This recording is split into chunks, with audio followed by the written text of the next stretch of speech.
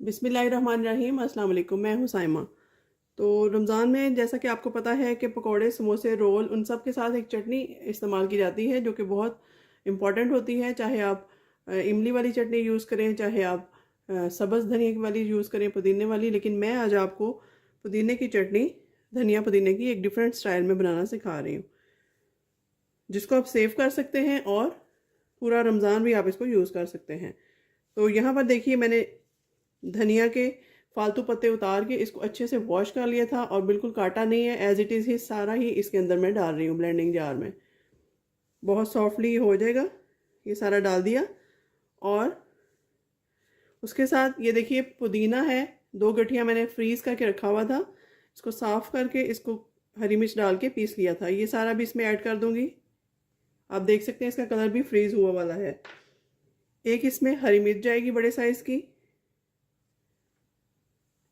और ये देखिए मसाले हैं कुछ बहुत सिंपल से। इसमें कुटा दरदरा मसाला है जिसमें सौंफ, हींग, ज़ीरा, मोटी मिर्च, इन सबको मैंने पीस के और उसका पाउडर बना लिया दरदरा सा।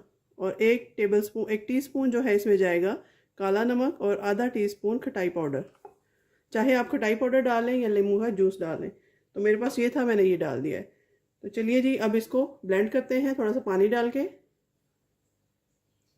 तो यहाँ मैं इसमें पानी ऐड कर रही हूँ तकरीबन पौना कप, जिसमें बस ये अच्छे से मिक्स हो जाए। तो इसको हम ब्लेंड करते हैं।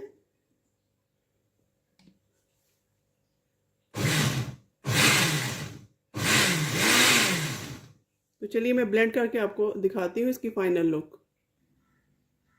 तो यहाँ पर देखिए जी, माशाल्लाह से बहुत मज़ेदार सी खट्टी मीठी चटनी जो पुदीने वाली है, हरी मिर्चों वाली है, वो बनकर तैयार है। आप इसको ज़रूर ट्राई कीजिएगा और हर फ्राइड चीज़ के साथ आप इसको यूज़ कर सकते हैं। मिलते हैं किसी नई और अच्छी रेसिपी के साथ, तब तक के लिए अल्लाह हाफ़िज़।